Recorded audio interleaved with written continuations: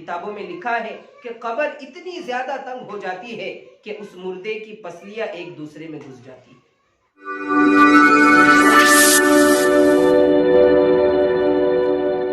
الحمدللہ رب العالمین والصلاة والسلام علی اشرف الانبیاء والمرسلین محمد وعلی آلہ واصحابہ اجمعین، اما بعد۔ اللہ تبارک و تعالیٰ نے کچھ زندگی گزارنے کے لیے ہم کو دنیا میں بھیجا ہے، اور ایک نہ ایک دن اللہ تبارک و تعالیٰ کی طرف ہم تمام کو لوٹ کر جانا ہے۔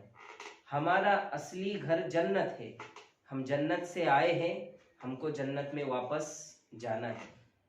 اسی لیے کہا جاتا ہے کہ مکی چلا جاتا ہے اور مکان باقی رہ جاتا ہے۔ مکی کہتے ہیں رہنے والے کو، یعنی مکان میں رہنے والا چلا جاتا ہے اور مکان باقی رہ جاتا ہے۔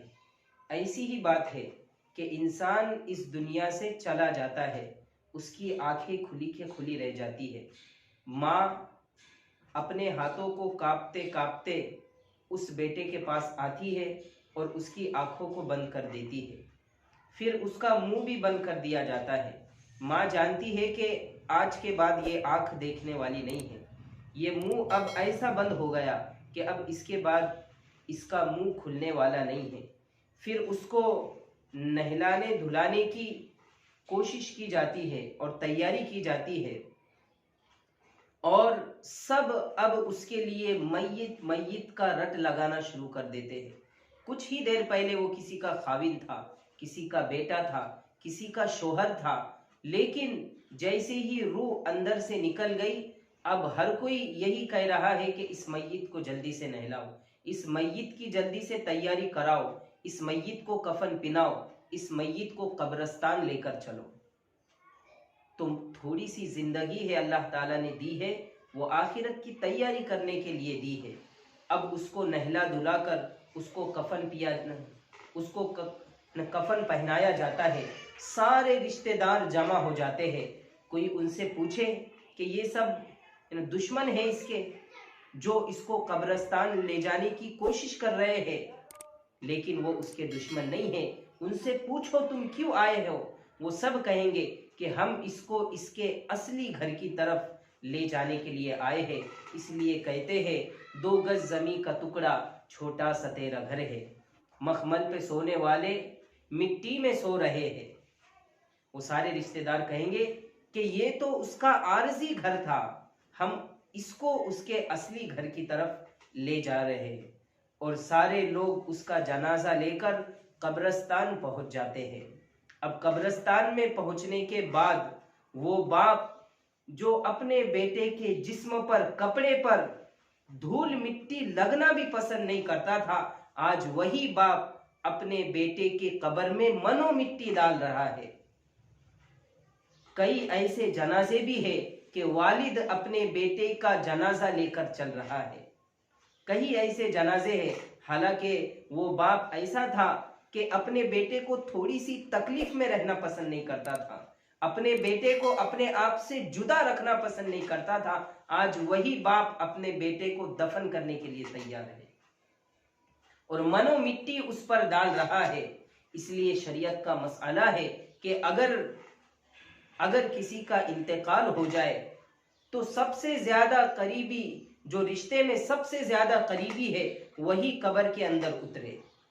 تو باپ اپنے بیٹے کو لے کر نیچے اترتا ہے اور پھر اپنے بیٹے کو دفن کر دیتا ہے۔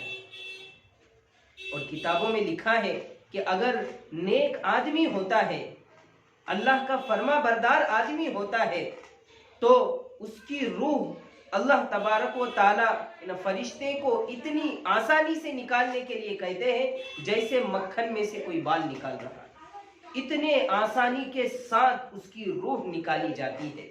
اور نیک بندہ ہوتا ہے، اللہ تبارک و تعالی فرشتوں کو کہتے ہیں راستے کے دونوں کناروں سے قطار لگا کر کھڑے ہو جانا، لائن لگا کر کھڑے ہو جانا، اس لیے کہ یہ میرے عاشق کا جنازہ آ رہا ہے، یہ میرے عاشق کا جنازہ آ رہا ہے۔